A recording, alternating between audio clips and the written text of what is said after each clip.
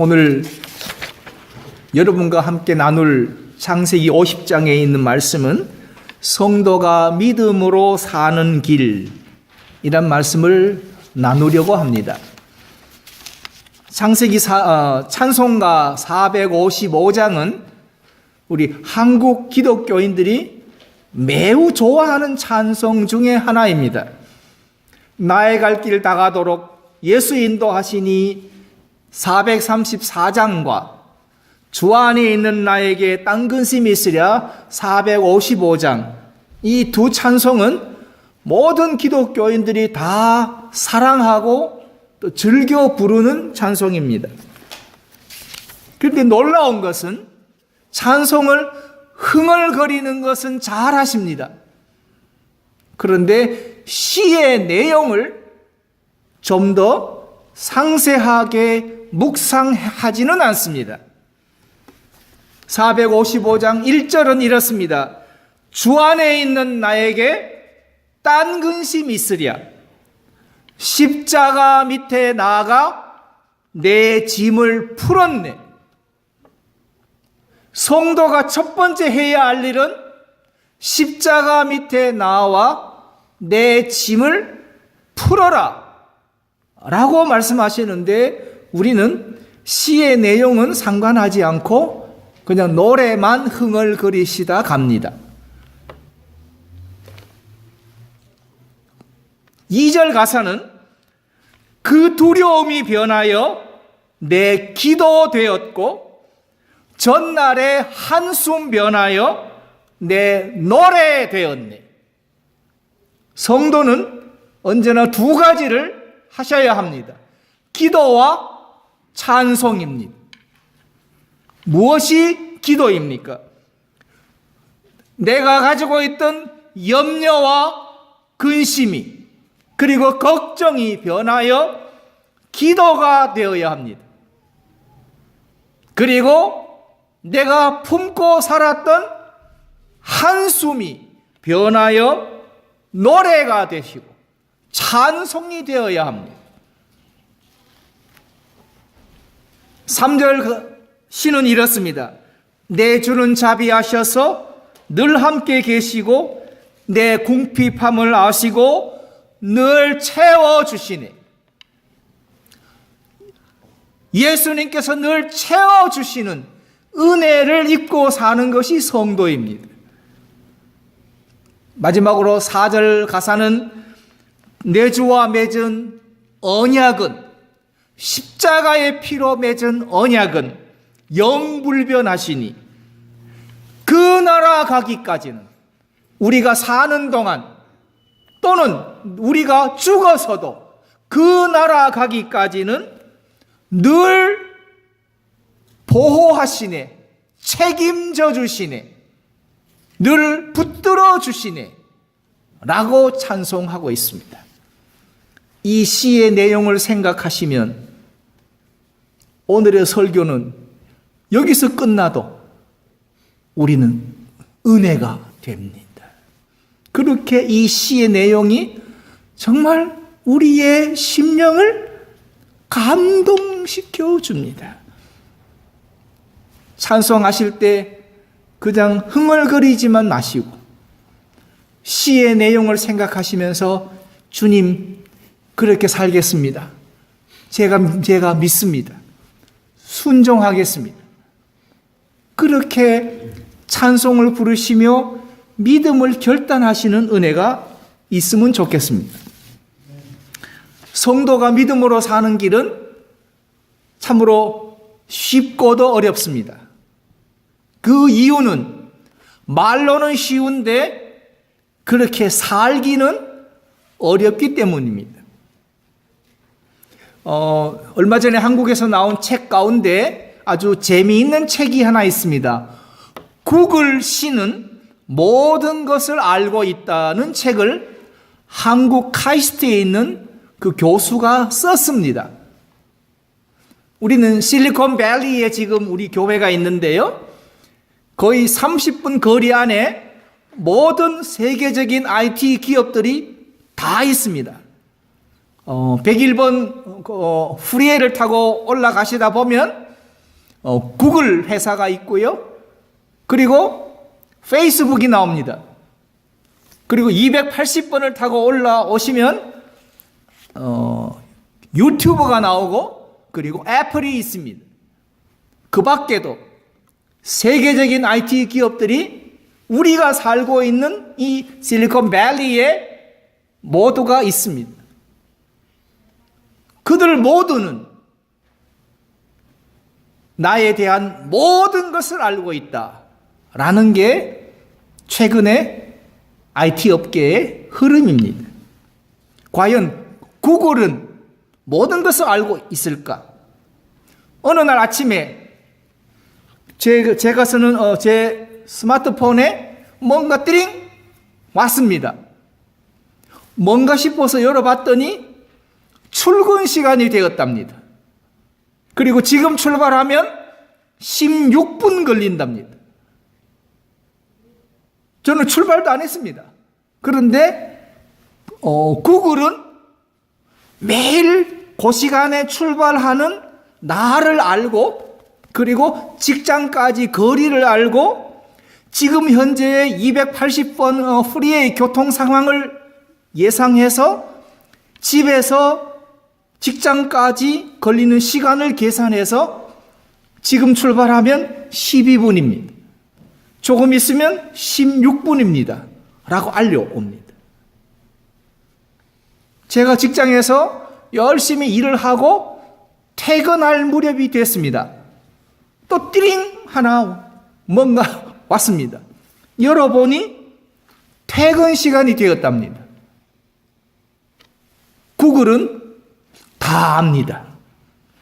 내가 어떤 음식을 좋아하고 내가 무엇을 서치했고 제가 어디를 갔다 왔고 내가 무슨 음식을 좋아하는지를 다 알고 있고 그래서 어느 날 구글에서 또한 뭐가 왔는가를 봤더니 제가 좋아하는 음식점을 추천한다고 쫙 리스트가 나왔습니다.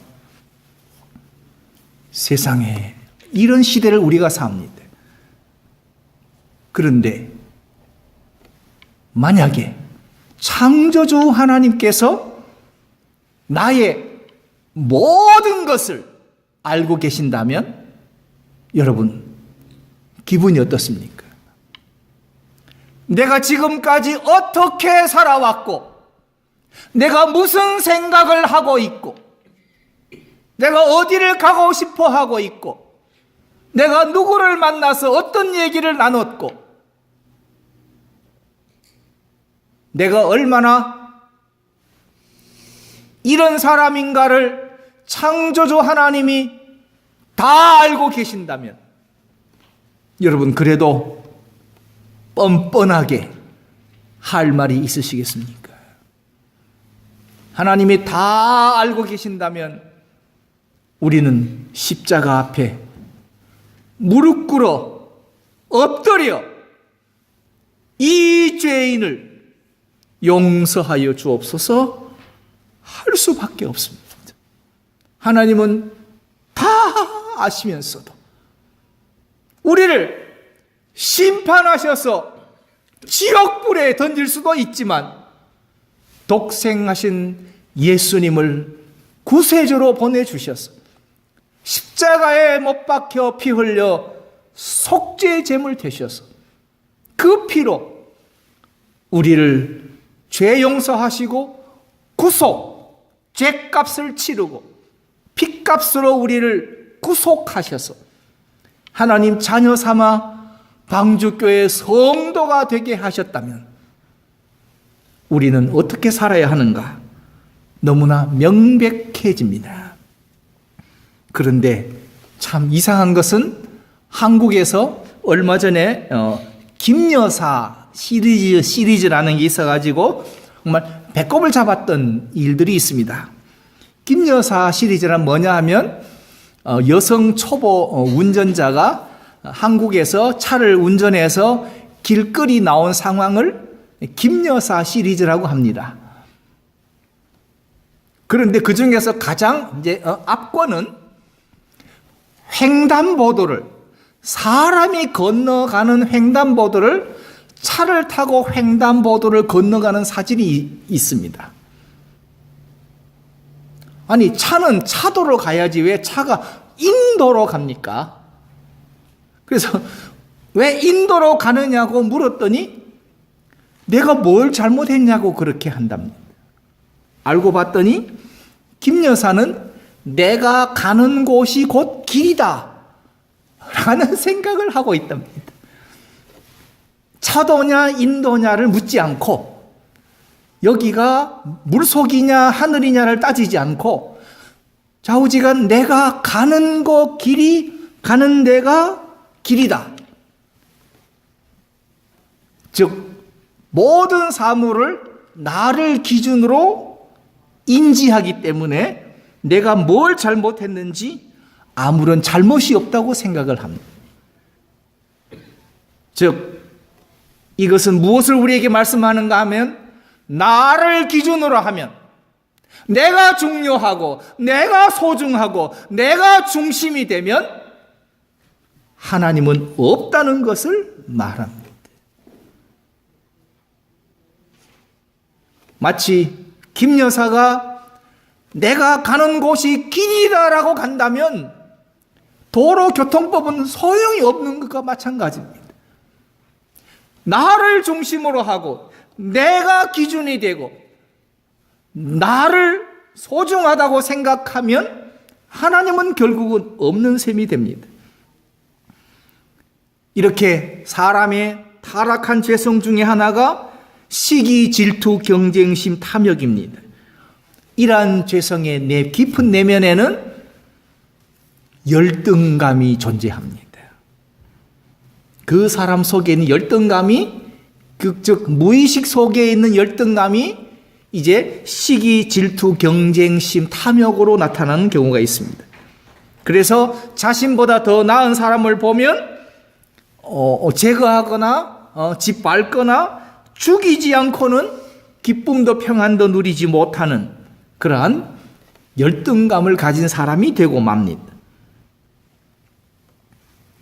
그래서 열등감을 가진 사람은 이제 사람과 사람과의 그 관계를 피하게 되고 결국은 자기 자신도 파멸케 되는 것을 우리는 종종 사례를 들어서 봅니다. 또한 여러 가지 전쟁과 또한 살인과 시기와 질투, 이런 것들을 불러오게 됩니다. 성경에서 보면 두 가지의 큰 사건이 있는데, 첫 번째가 인류의 최초의 살인자인 가인의 사건입니다. 아벨과 그의 제물은 하나님께서 살피시고 가인과 그 제물은 하나님이 살펴보지 않으셨다는 이유 하나 때문에 아벨을 쳐 죽입니다.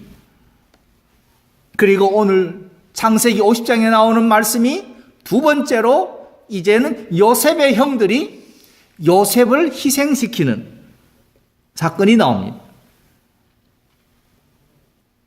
요셉은 12형제 중에서 두 번째로 가장 나이가 어린 아들입니다.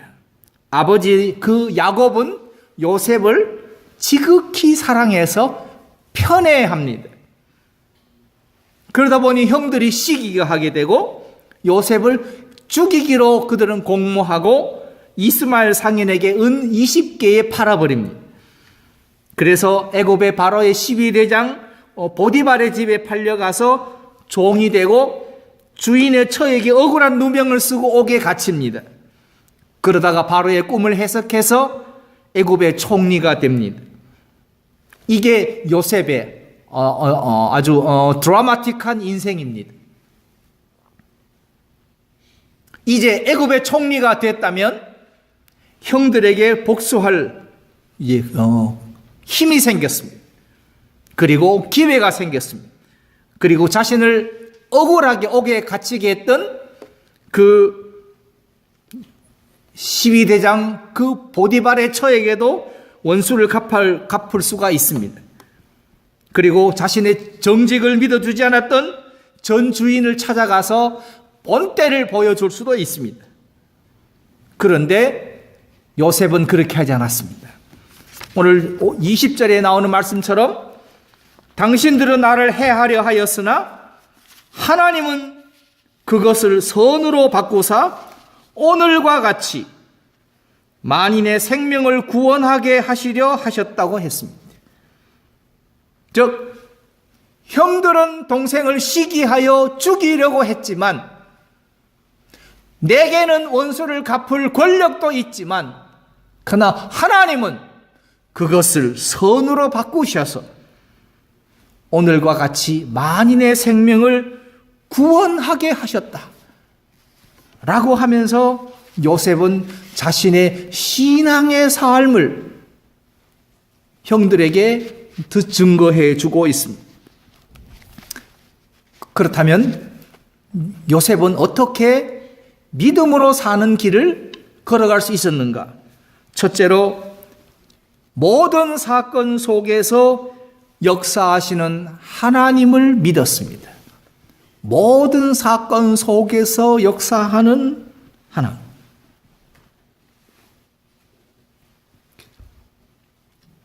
여러분이 오늘 교회에 오실 때 타고 오신 그 승용차는 거의 15,000개에서 2만 개가 넘는 부품들이 조립이 된 차입니다. 아주 작은 그 나사에서부터 큰 바퀴까지 15,000개가 넘는 부품이 조립이 되어서 차가 움직인다면 내가 인생을 살면서 모든 사건 속에서 하나님이 역사하시고 간섭하심을 믿으십니까? 내가 억울한데 하나님이 간섭하심을 믿습니까? 내가 속이 상해 죽겠는데 하나님이 간섭하심을 믿습니까? 내가 도망가고 싶은데 하나님이 간섭하심을 믿습니까? 아무도 내 말을 믿어주지 않는데 하나님이 간섭하심을 믿습니까? 모든 사건 속에서 역사하시는 하나님을 요셉은 믿었습니다. 이것이 애굽의 총리가 되게 하신 요셉의 믿음입니다.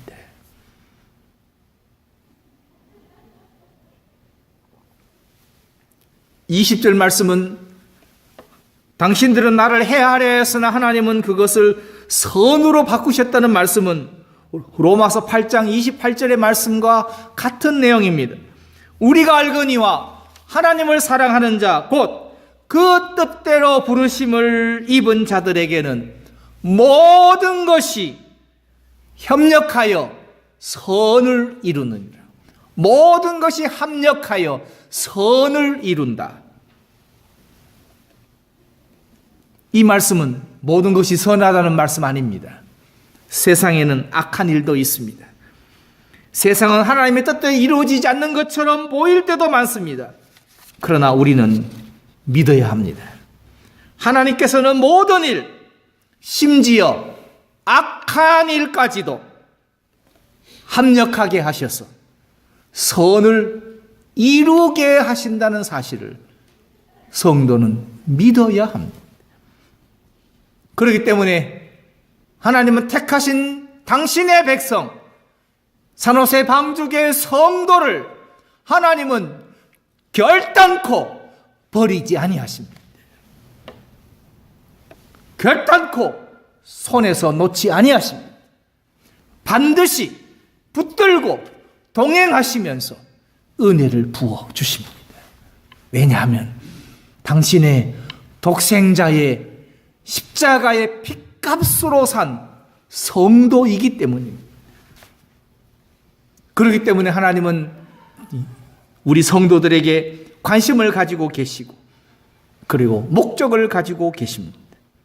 그 목적은 성도들이 세상에서 믿음으로 사는 거룩한 성도가 되기를 바라시는 목적입니다. 그러므로 지금 현재 여러분이 통과하고 있는 그리고 감당하기 어려운 환경일지라도 하나님께서는 그것을 선한 목적으로 사용하실 것입니다. 염려는 내가 할 게 아닙니다. 걱정은 우리가 할 게 아닙니다. 우리는 기도하고 찬송할 것뿐입니다.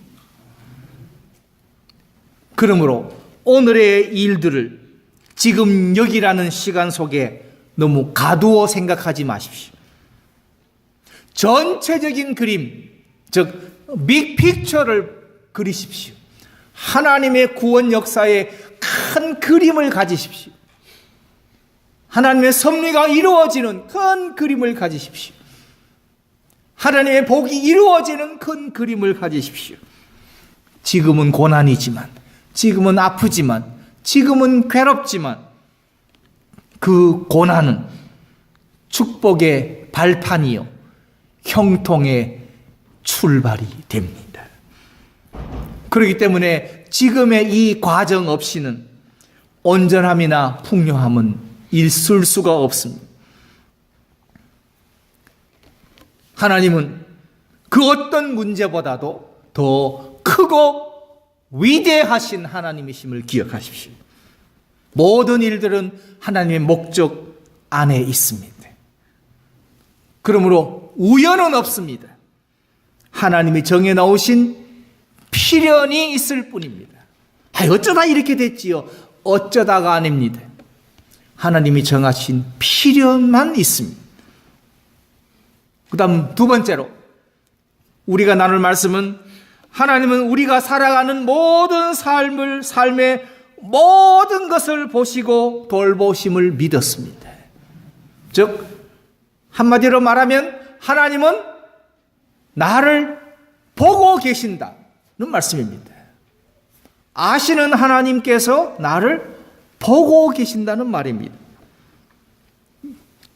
요셉은 어떤 형편에 있든지 종일 때나 옥에 갇혔을 때나 애굽의 총리가 됐을 때나 형을 만났을 때나 그 어떤 형편에서도 하나님의 자신의 모든 일을 보고 계심을 믿었습니다. 보고 계심을 믿었습니다. 즉 하나님의 큰 그림을 보았다는 말입니다. 하나님의 임재하심과 하나님의 함께하심과 하나님의 지켜주심, 돌보심을 믿었습니다. 그래서 요셉의 생애 중에 위기가 닥칠 때마다 성경에 등장하는 계시의 말씀 하나는 바로 그것은 하나님이 요셉과 함께 하셨다라는 말입니다. 한번 우리 큰 소리를 한번 따라 하십시다. 하나님이 요셉과 함께 하셨다. 하나님이 우리와 함께 하십니다. 하나님이 나와 함께 하십니다. 믿으십니까? 우리와 함께 하시고 여러분과 함께 하시고 요셉과 함께 하시고 그리고 나와 함께 하시는 분은 하나님이십니다. 모든 것이 잘못되어 나갈 때에도 주님은 여전히 요셉과 함께 하십니다. 서울대공원에 미아보호소를 가보면 어린아이들이 이제 2살, 3살, 4살 아이들이 엄마를 잃어버리고 와서는 울고 있습니다. 어쩌다 여기 왔니? 라고 물어보면 엄마가 없어졌어요 라고 말합니다. 자, 엄마가 없어진 겁니까? 그 아이가 손을 놓아버린 겁니까? 엄마가 없어진 건 아닙니다.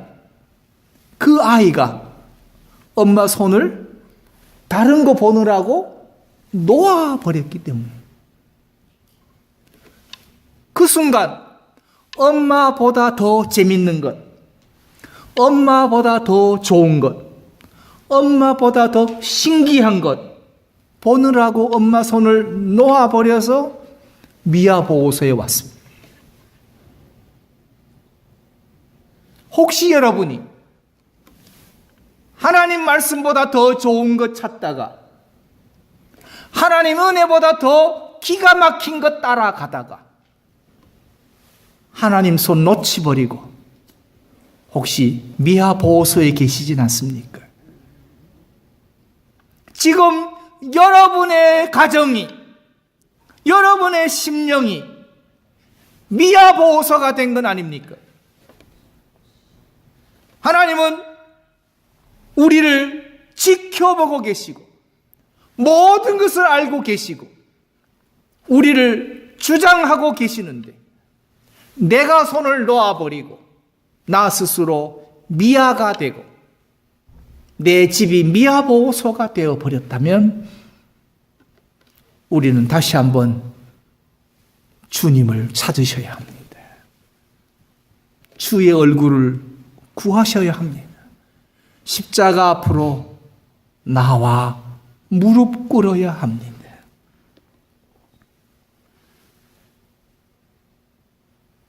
요셉은 형들이 자신을 미워하고 그리고 자신을 팔아버릴 때도 여주인으로 인해서 억울한 옥살이를 할 때도 요셉은 하나님께서 보고 계시고 하나님께서 아시고 계셔서 때가 되면 해결해 주실 것을 믿고 그의 신앙은 흔들리지 않았습니다.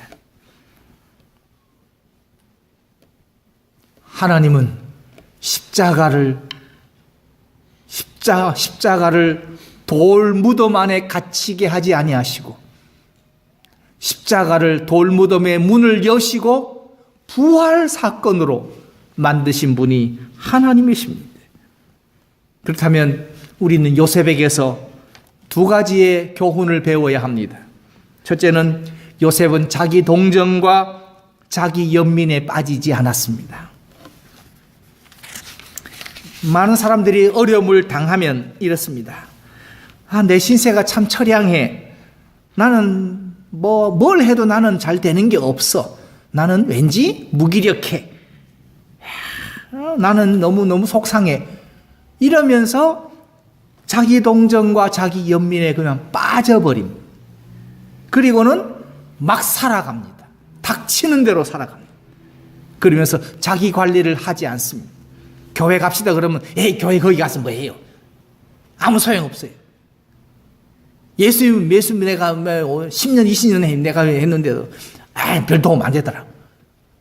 이렇게 자기 연민에 빠져버려서 자기 인생을 함부로 막 살아버리는 사람들이 있습니다. 그런데 큰 태평양을 항해하는 큰 화물선이 폭풍우를 만나면 여러분 어떻게 진행하면 살겠습니까? 폭풍우를 피해서 방향을 틀어버리면 그 배는 파도에 휩싸여 침몰합니다.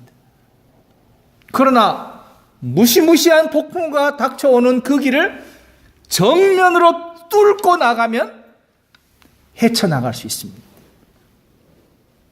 사람들은 마음이 약하고 의지가 약해서 예수님이 도와주시겠지, 하나님이 해결해 주시겠지 하면서 자신이 문제로부터 스스로 도피해버립니다. 숨어버립니다. 숨는 것은 신앙이 아닙니다. 십자가 앞에 나오셔야 합니다. 문제를 드러내 놓으셔야 합니다. 455장 찬송처럼 십자가 앞에 나와 내 짐을 풀었네 부르셔야 합니다. 그런데 움켜쥐고 방 안으로 숨어 들어가 버리면 그거는 패자의 인생이 되고 맙니다. 두 번째로 요셉은 어떠한 경우에도 증오심을 품지 않았습니다. 미워하지 않았습니다. 속상해하지 않았습니다. 하나님을 믿었기에 그는 증오심을 품지 않으셨습니다. 즉 하나님의 은혜를 입은 사람이라면 용서하는 사람입니다. 영화 중에서 벤 허러라는 아주 유명한 영화가 있는데요. 거기에 나오는 명대사가 있습니다. 증오심을 버려라. 그 증오심이 너의 목표를 이루기 전에 저는 죽게 할 것이다. 라는 아주 탈무드에 나오는 아주 유명한 격언을 영화 벤허라는 영화 속에서 대사로 나옵니다. 증오심을 버려라. 그 증오심이 너의 목표를 이루기 전에 너를 죽여버릴 것이다. 파멸케 할 거다라는 겁니다. 인간관계의 모든 아픔과 상처와 손해를 해결하는 것은 용서입니다.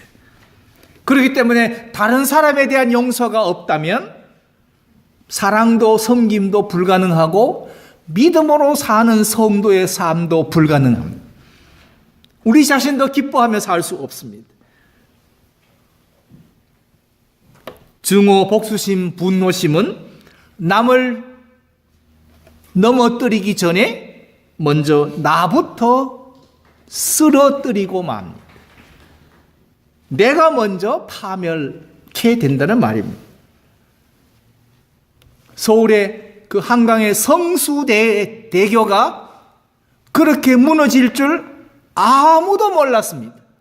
그러나 그 성수대교를 떠받치고 있던 그 기둥들이 금이 조금씩 금이 가기 시작했는데도 아무도 몰랐습니다.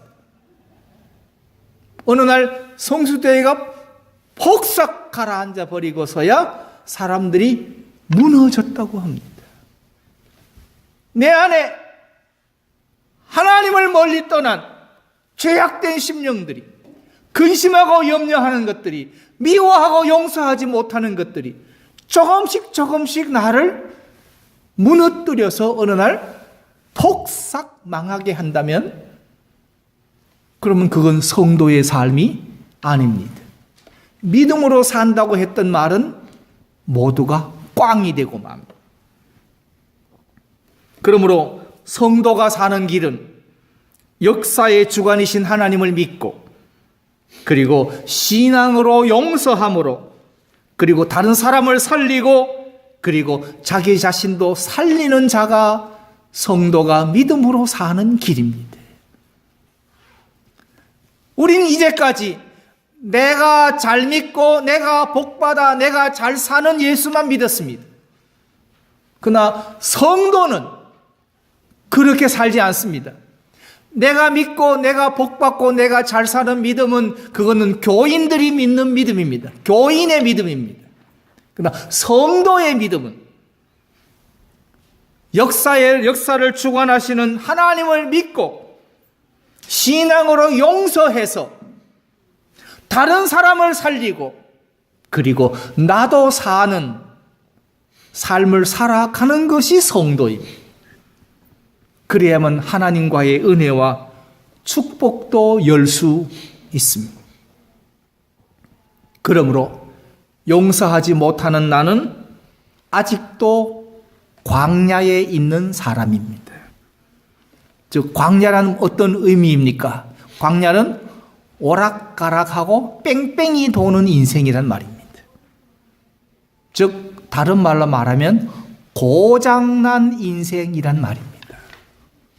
껍데기는 멀쩡한데 고장났습니다. 고장났습니다. 그러므로 우리 산호세 방주교회 성도들은 역사의 주관자이신 하나님을 믿으십시다.